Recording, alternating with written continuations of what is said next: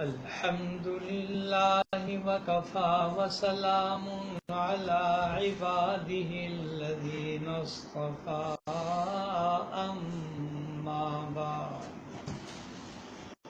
أما بعد فأعوذ بالله من الشيطان الرجيم بسم الله الرحمن الرحيم قل إن صلاتي ونسكي ومحياي ومماتي لله رب العالمين لا شريك له وبذلك أمرت وأنا أول المسلمين صدق الله العظيم اللهم صل على سيدنا ومولانا محمد وعلى آل سيدنا ومولانا محمد وبارك وسلم رب اشرح لي صدري ويسر لي أمري واحلل عقدة من لساني يفقهوا قولي حضرات محترم، آج میں سب سے پہلے میرے انتہائی واجب الاحترام شفیق اجمل صاحب درسقرآن.com میں اپنی حاضری کو سعادت سمجھتا ہوں۔ آج 14 اگست پاکستان کے حوالے سے میں چند باتیں بڑی درد مندی کے ساتھ عرض کروں گا۔ آج اللہ کے فضل و کرم سے کم و بیش یہ 70 سالہ تقریب 14 اگست کی منائی جا رہی ہے۔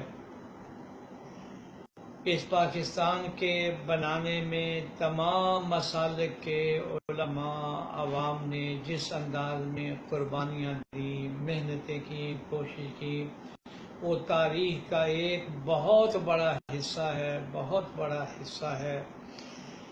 اللہ جل شانہ نے یہ پاکستان کی ایک عظیم نعمت ہمیں عطا فرمائی ہے۔ ساری عمر اگر ہم سجدے میں پڑھ کر اللہ کا شکر ادا کرتے رہیں تو ہم اللہ کا شکر ادا نہیں کر سکتے۔ کس طرح اللہ نے ہمیں یہ نعمتیں عطا فرمائی ہے، عظیم ملک عطا فرمایا ہے۔ آج میں اس پاکستان کی اس تقریب کے حوالے سے اپنے تمام احباب کے دلوں میں یہ بات لانا چاہتا ہوں کہ میرے بھائی بہنوں اور بیٹیوں، یہ ملک پاکستان بنا تھا تو کلمہ طیبہ کے نام پر بنا تھا۔ گلی گلی ہر بچے کی زبان پر یہ نعرہ تھا، پاکستان کا مطلب کیا؟ لا الہ الا اللہ۔ بچ کے رہے گا ہندوستان، بن کے رہے گا پاکستان۔ الحمدللہ 14 اگست جمعۃ الوداع 27 رمضان کو پروردگار عالم نے یہ سجایا ہوا دسترخوان پاکستان کی شکل میں ہمیں عطا فرمایا ہے۔ آج میں درسقرآن.com کے حوالے سے اپنے تمام مسلمان بھائی بہنوں سے یہ عرض کروں گا کہ یہ جو قربانیاں دی گئی تھی، یہ قربانیاں ایک زمین کا ٹکڑا حاصل کرنے کے لیے نہیں دی گئی تھی۔ میں نے کم و بیش 10 11 12 تقاریر قائد اعظم محمد علی جناح رحمت اللہ علیہ کی پڑھی ہیں۔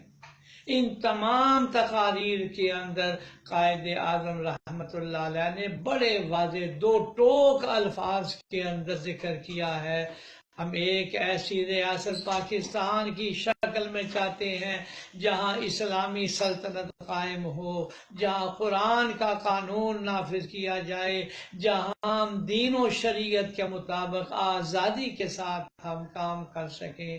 پروردگار عالم نے ہمیں یہ نعمت عطا فرمائی۔ آج میں تاریخ کی ایک بات دہرانا چاہتا ہوں اور آپ کو سنانا چاہتا ہوں۔ حضرت تھانوی رحمت اللہ علیہ کے بھتیجے مولانا شبیر علی وہ اپنا واقعہ خود بیان کرتے ہیں۔ میں کہ حضرت تھانوی رحمت اللہ علیہ کا ایک خط لے کر قائد اعظم محمد علی جناح کی خدمت میں دہلی پہنچا۔ رات کے تقریباً 12 بجے ہوئے تھے، تو جب میں وہاں پہنچا کمرے میں تو فرمانے لگے میں نے دیکھا کہ وہ سجدے میں رو رو کے پاکستان کے لیے دعائیں کر رہے ہیں۔ اور حضرت تھانوی رحمت اللہ علیہ نے کئی خواب بیان فرمائے، ان میں ایک خواب یہ بھی تھا کہ میں نے قائد اعظم محمد علی جناح کو علماء کے لباس میں دیکھا ہے، اور پھر جناب رسول اللہ صلی اللہ علیہ وسلم کی جتنی توجہ اور فیضان تھا اس پاکستان کے لیے وہ تاریخ کا حصہ ہے، تاریخ میں وہ باتیں موجود ہیں۔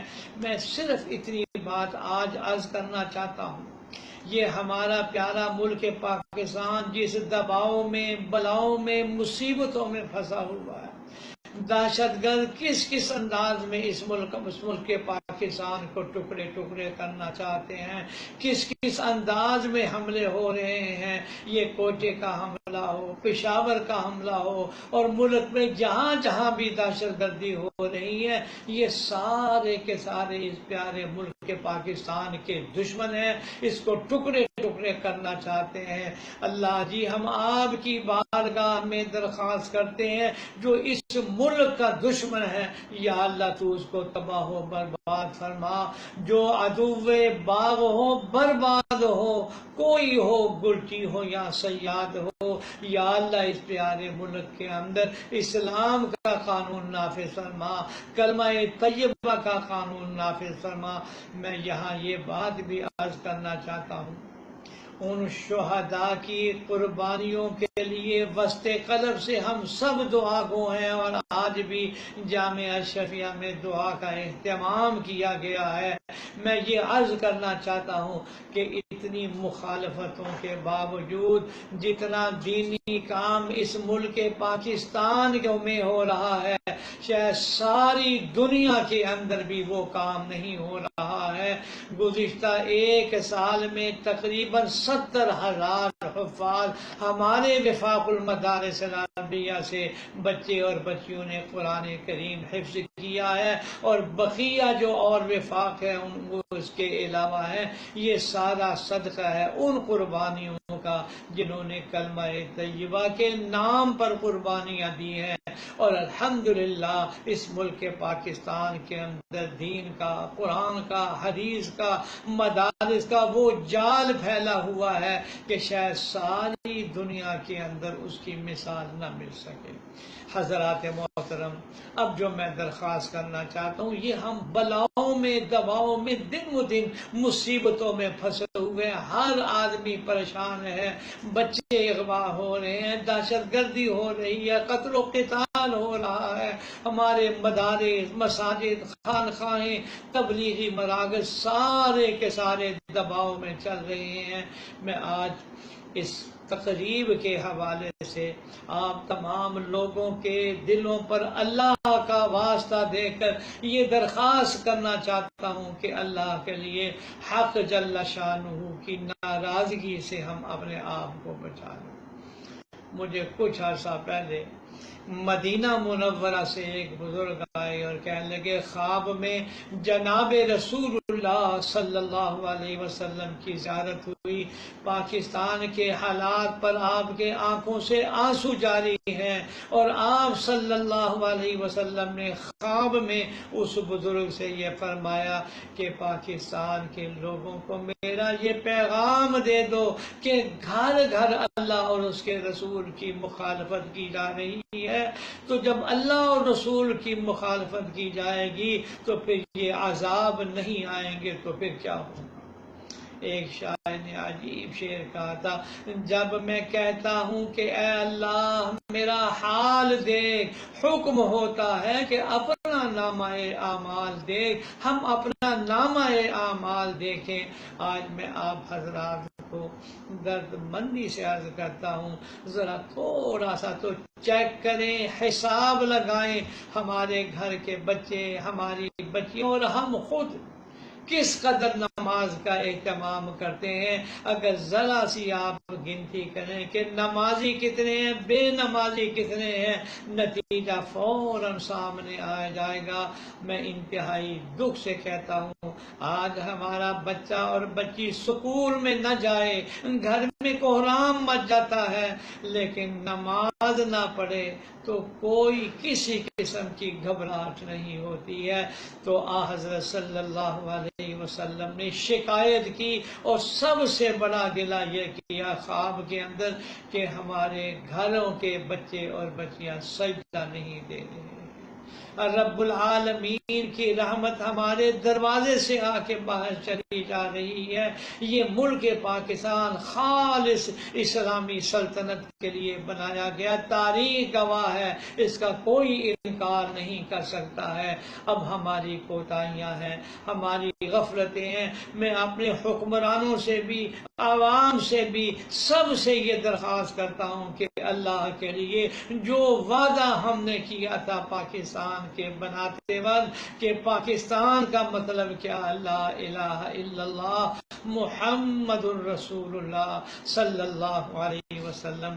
مجھے ایک بات یاد آئی، پاکستان مسلم لیگ نے 1946 میں غالباً دستور ساز اپنی اسمبلی کا اجلاس بلایا۔ قائد اعظم محمد علی جناح نے وہاں کہا کہ فیصلہ کر لو، ہندو، سکھ، انگریز، یہ سارے کے سارے پاکستان کے مخالف ہو گئے، آج فیصلہ کر لو کہ ہم نے پاکستان کس لیے بنانا ہے۔ تو تاریخ میں ہے اس آیت کا انتخاب کیا گیا کہ یہ آیت قرآنی ہماری ماٹو بن جائے گی، یہ آیت قرآنی مسلم لیگ کے لیٹر پیڈ کے اوپر لکھی جائے گی، یہ تاریخ کا حصہ ہے۔ وہ آیت جس کا انتخاب کیا گیا تھا، جو پاکستان مسلم لیگ کے لیٹر پیڈ کے اوپر یہ لکھی ہوئی آیت، وہ یہی آیت تھی جو میں نے تلاوت کی۔ اعوذ باللہ من الشیطان الرجیم، قل ان صلاتی و نسکی و محیای و مماتی للہ رب العالمین۔ اللہ جی ہمارا اٹھنا، بیٹھنا، چلنا، پھرنا، نماز قربانیاں میرے اللہ صرف اور صرف آپ کے لیے ہے۔ پھر حضرت تھانوی رحمت اللہ علیہ پر اللہ کی انگنت رحمتیں نازل ہوں۔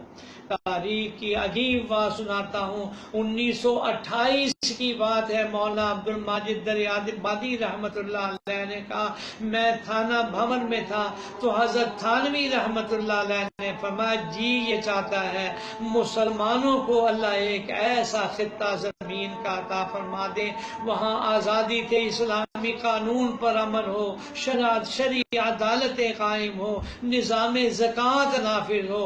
یہ 1928 میں حضرت تھانوی رحمت اللہ علیہ نے فرمایا، اور 2 سال بعد محسن پاکستان ڈاکٹر اقبال رحمت اللہ علیہ نے بھی پھر اسی کا اعادہ کیا۔ یہ پاکستان فیضان ہے ان بزرگوں کی ارواح کا، اور قائد اعظم محمد علی جناح جنہوں نے اپنی ساری سہولتیں قربان کر کے اس پاکستان کے لیے جو محنت اور کوشش کی ہے، میرے دوستوں بزرگوں وہ آپ کے سامنے ہے۔ میں یاد کراؤں گا اس پر وہ قرارداد مقاصد جو 23 مارچ 1940 کو اسی لاہور میں مینار پاکستان کے اندر جو پاس کی گئی ہے، اس کی بھی ایک ایک سطر پر لیجئے، اسلام کی دعوت اس میں مل جائے گی۔ اور آخری بات میں یہ عرض کروں گا، 1951 میں تمام مسالک کے علماء نے سید سلیمان ندوی رحمت اللہ علیہ کی زیر صدارت مولانا احتشام اللہ تھانوی رحمت اللہ علیہ نے تمام مسالک کے بزرگوں کو وہاں اکٹھا کیا، تو 31 علماء 22 نکات پر وہاں اتفاق ہوا۔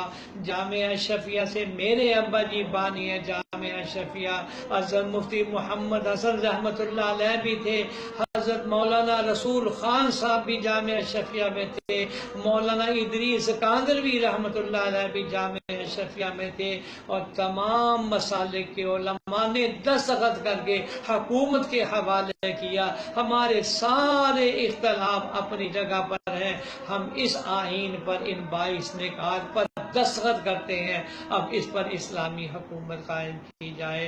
میں اس بابرکت موقع پر درسقرآن.com کے حوالے سے دعوت دیتا ہوں کہ خدا را وہ 22 نکات نکالے جائیں، وہ قرارداد مقاصد نکالی جائے، اور اس ملک پاکستان کی بنیاد جس کلمہ طیبہ پر رکھی گئی ہے اس پر عمل کرنے کے لیے بھرپور کوشش کی جائے۔ الحمدللہ الحمدللہ، میں بطور شکرانے کے یہ کہتا ہوں کہ الحمدللہ ہمارے اس ملک پاکستان کے آئین کا یہ حصہ ہے کہ کوئی قانون بھی قرآن و سنت کے خلاف نہیں بنے گا۔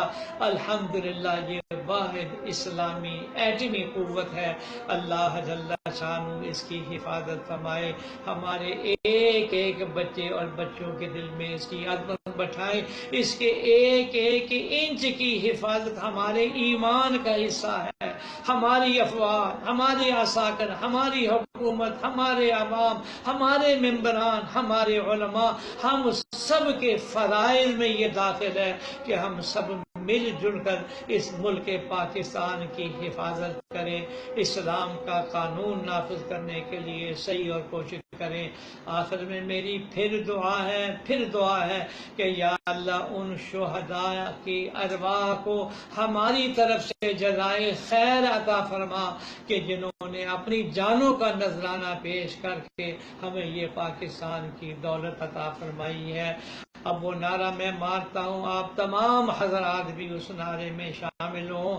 پاکستان کا مطلب کیا؟ لا الہ الا اللہ۔ پاکستان کا مطلب کیا؟ لا الہ الا اللہ، لا الہ الا اللہ محمد الرسول اللہ۔ السلام علیکم ورحمۃ اللہ وبرکاتہ۔